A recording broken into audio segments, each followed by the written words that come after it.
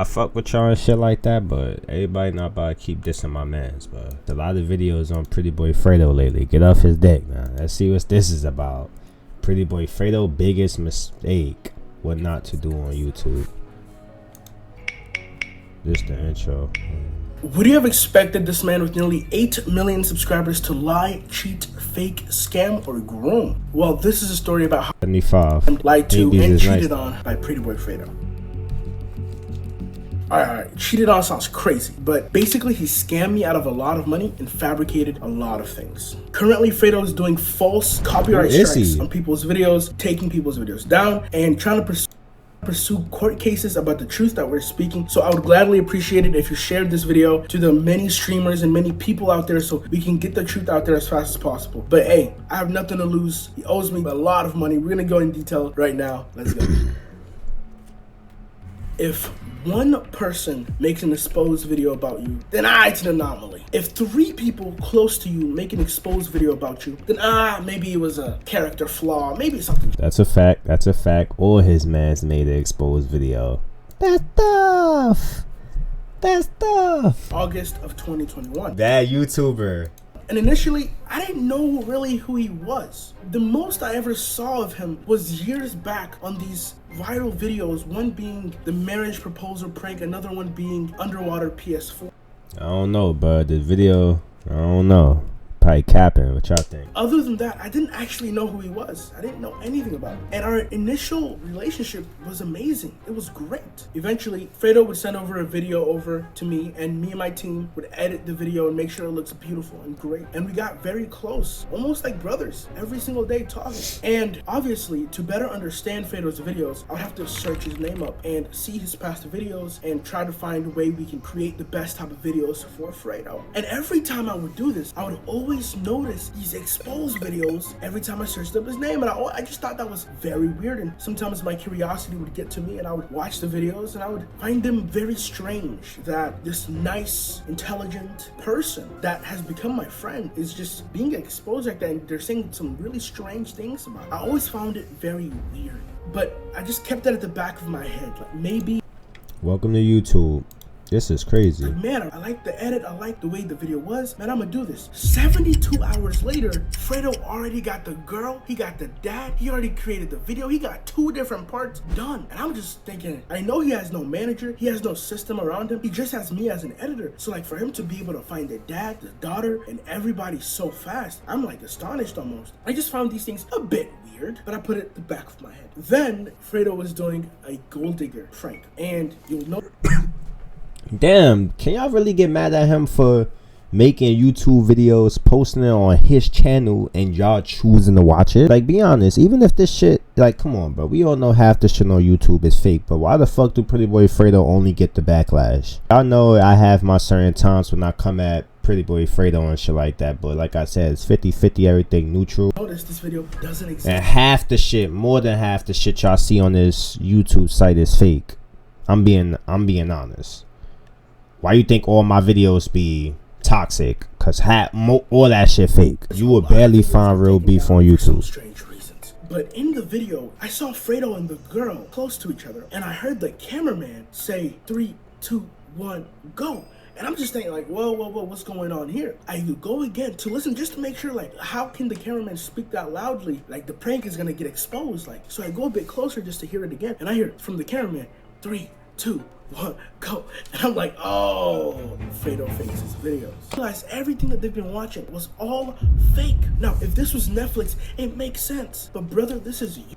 Nah, he was going crazy with the buying cars and shit like that, or $100,000 to my friend. His job to join SSH. I'm not gonna lie, he was fooling me though, so I don't know, bro. Dude got a point though. It's 50-50 like I said. I don't know, bro. YouTube is about being authentic. YouTube is about being real. This isn't 2017 era, and I understand why he wants to do it, because it's cost effective. Paying 2 girls $150 to come down and film that video that takes 2 hours instead of doing the real thing that may take 3 days to a week.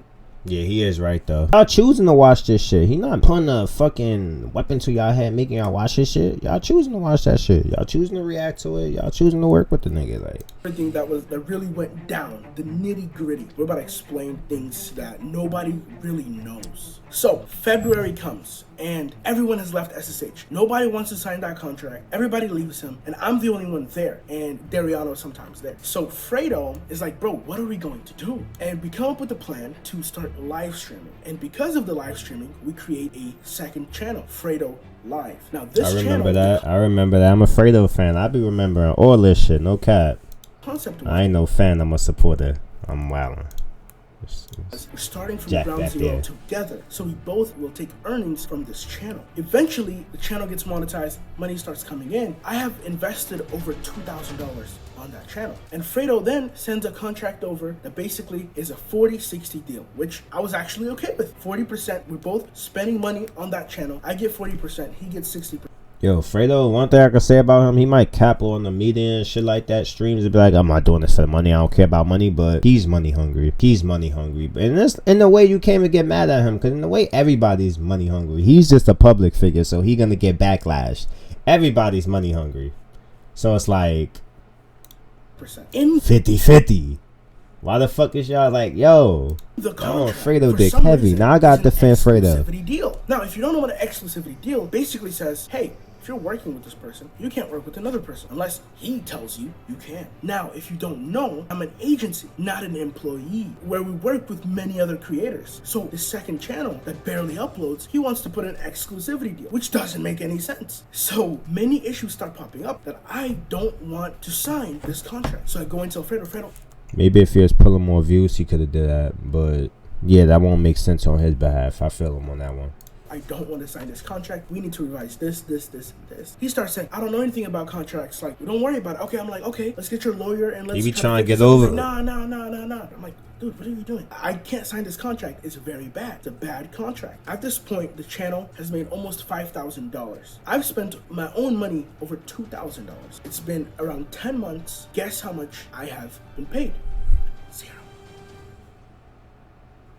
Now, if you ask Fredo, he's like, man, I have no money. I'm broke right now. I don't have money. Fredo, it's $5,000 this channel made, and I get 40% of it. My boy just built a penthouse. My boy Fredo be trying to get over. This is crazy. I love it. Where is it at? Oh, I don't know. I don't have it right now.